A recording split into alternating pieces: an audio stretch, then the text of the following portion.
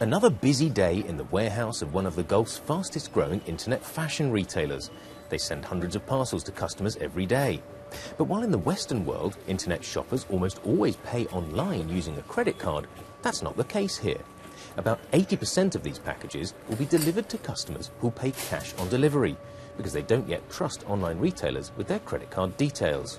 But that proportion of cash on delivery poses a big challenge to e-commerce companies. They say that up to around a third of shipments can come back to their warehouse for a number of different reasons, and that is a big dent on the bottom line. Many customers who make these orders are not reachable by our logistics companies, or they decide that they don't want the package once they receive it. So for us, there's a huge cost of sending these products out to the customers and then having to take them back and already having paid for shipping. If businesses like this are going to lower the impact of these problems, then something needs to change. And this company hopes the Gulf launch of PayPal, the online payments company, will make a difference.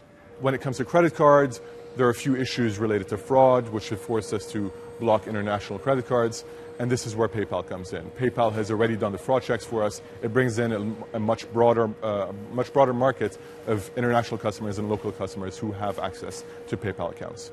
So far, though, PayPal only accounts for about 2% of Namshi's sales, not enough to make much difference. PayPal itself, though, is confident there's room for growth. It estimates online shopping is worth $9 billion in the Middle East and North Africa, and expects that to grow to $15 billion by 2015. Today, most of it is people buying outside.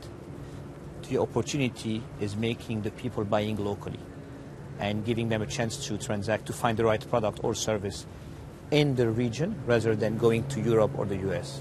So the Pocket TV is one of the world's smallest microcomputers, and it runs Android on it. So you plug it into the back of any regular television and you create a smart television solution. This UAE startup company exports its locally designed products to consumers all over the world. It says PayPal helped get round problems with existing payment methods, but it's not been simple. We started initially looking at local banks, and the setup fees were tremendous, around $10,000 deposits plus several months of discussions, negotiations. So we ultimately ended up going with PayPal, and that has also had its challenges. PayPal as a solution doesn't allow you to transfer your money back into the UAE.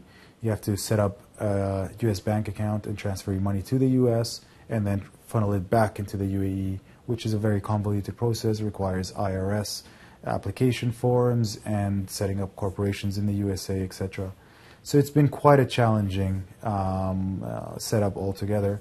It's still easier than dealing with the UAE local payment gateways. PayPal's told Ahmed it's working on getting local bank deposits up and running soon.